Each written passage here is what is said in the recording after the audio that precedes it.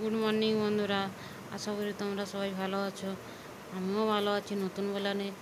নতুন ব্লগে আপনাদেরকে স্বাগত। এই সকাল থেকে ঘুম থেকে উঠে পড়েছি, এই কাজকর্ম, এটা আমার প্রতিদিনের ডিউটি। বিছানা গুছানো, বিছানাটা ঝাড়া। ছেলে স্কুল চলে গেছে, বড়টা। ছোটোটা এখনও পড়তে বেরোয়নি, বেরোবে। আমি একটু আমার ঘরের কাজ করে নিচ্ছি, বিছানাটা গুছিয়ে নিচ্ছি। বিছানা গুছিয়ে তারপরে ঘর দরগুলো একটু ঝাঁট দেব।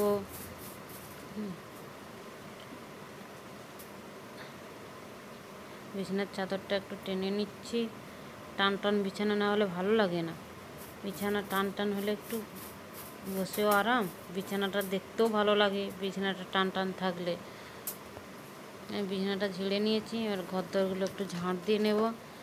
এই ঝাঁট দিচ্ছি ঘর দরগুলো, একটু বড় ঘরটা ঝাঁট দিয়ে নিচ্ছি। পাখাটা বন্ধ করে দিলাম। পাখা চললে আর ঝাঁট দেওয়া যায় না, এই জন্য পাখাটাকে বন্ধ করলাম। আর আমাদের এখানে অনেক গরম পড়েছে, যেন লু বয়েছে, বাইরে বেরোনো যাচ্ছে না। 7টা বেজে গেলে বা বাইরে বেরোনোই যাচ্ছে না। কিন্তু বলে দিয়েছে 9টা বাজলেই আমাদের বাড়ি থেকে বেরোনো একদম যাবে না, বলে দিয়েছে যেন 7টা বাজার আগেই বাজার টাজার করতে হয়, বাজারে বেরোতে হয় 7টার সময়।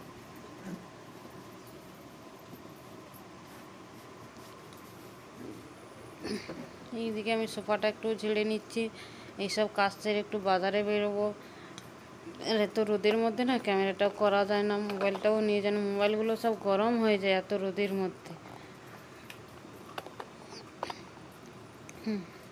এই জন্য বাজারে যখন বেরোই না আর ক্যামেরা করতে পারি না, তখন বন্ধ থাকে ক্যামেরা তখন বন্ধ থাকে। এই যে একটু ডাইনিং টেবিলটা পুছে নেব। ডাইনিং টেবিলটা এই কলিং দিয়ে পুছলে এই দাগ পড়ে না। এই হালকা এটাতে পুছলে না কাঁচের উপরে কোনো দাগ পড়ে না, এই জন্য এইটা হালকা তের মতো পুছে দিলাম কলিংটা দিয়ে।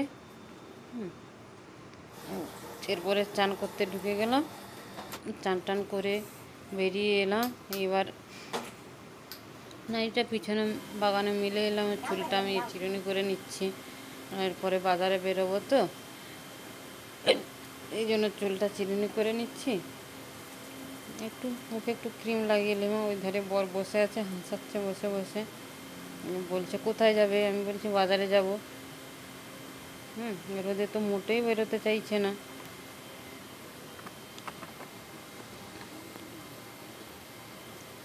আমি আবার দেখো মোবাইলটাকে আমার ক্যামেরা বানিয়ে নেবো। দেখো মোবাইলটাকে আমি আয়না বানিয়ে নিয়েছি। দেখো মোবাইল দেখে দেখে আমি সিঁদুর পরে নিয়েছি, ঠিক আছে। ড্রেসিং টেবিল আর আমার দরকার হলো না, এই জন্য ক্যামেরা দেখেই আমি সিঁদুরটা পরে, এই দেখো আবার ক্যামেরা দেখেই চুলটা আবার চিরুনি করছে, দেখেছো। ওই পেছনে ড্রেসিং টেবিল আছে, হয়ে গেছে চুলটা চিরুনি করা।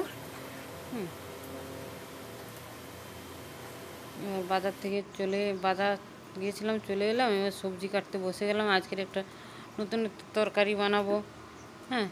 এই কিছু খাওয়া হয়নি সকাল থেকে, এসে ছাতু এক গ্লাস খেলাম, ওইটাই সকালের খাওয়া হয়ে গেল আমার। ওই ছাতুটা খেয়ে তারপরে সবজি কাটতে বসবো। এই সবজি নিয়ে নিয়েছি, শসা নিয়েছি, আলু, ওই তারপরে ভেন্ডি, বিনস,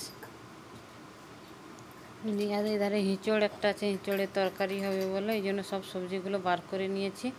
ওইদিকে ছাতুটাও খেয়ে নিলাম, দিয়ে সবজি কাটতে বসবো। এবারে শসাটা আমি একটু ছাড়িয়ে নেব। এই শসাগুলো লাল লাল হয়ে গেছে, আমি ভাবলাম হয়তো একটু হয়ে গেছে, এগুলো বিচাগুলো শক্ত ধরে গেছে, এই জন্য তরকারি করবো, বার করলাম।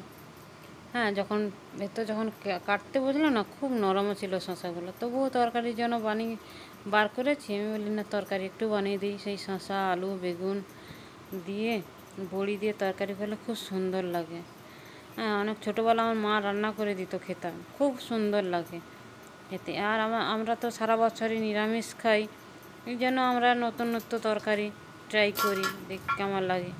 অনেক ছোটোবেলা মায়ের কাছে খেয়েছিলাম, তো এই জন্য আমিও ট্রাই করলাম। দেখেছো শশাগুলো খুব নরম, কাটা হয়ে যাচ্ছে।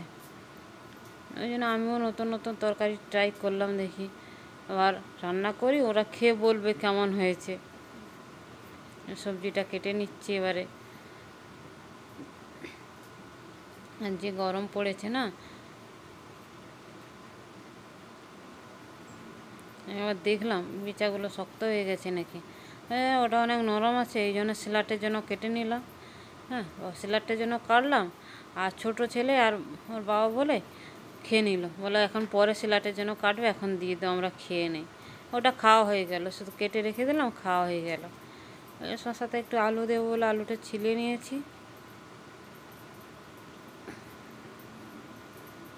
আর হেঁচড়টা এখনও কাটা হয়নি, কাটবো। হ্যাঁ, সবজিগুলো কেটে নিচ্ছি সব।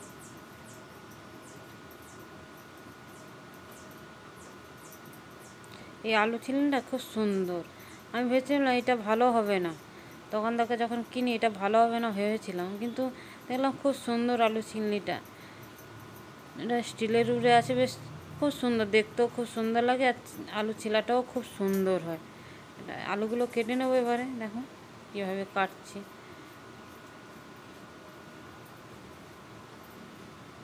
আর সবজি কাটা হয়ে গেল, এবার আসছি রান্না করতে। রান্না করা হয়ে গেছে, আর ক্যামেরা ধরা হয়নি, দেখিয়ে দিলাম কি কি রান্না করেছি। আপনারা খেতে বসলেই বলে দেবে। শশার তরকারি, বাহ, ভালো লাগে দেখতে। এঁচড়ের তরকারি, ভেন্ডি ভাজা, আমের চাটনি, স্যালাড। ওই বাবা, আসলে বিরাট ব্যাপার।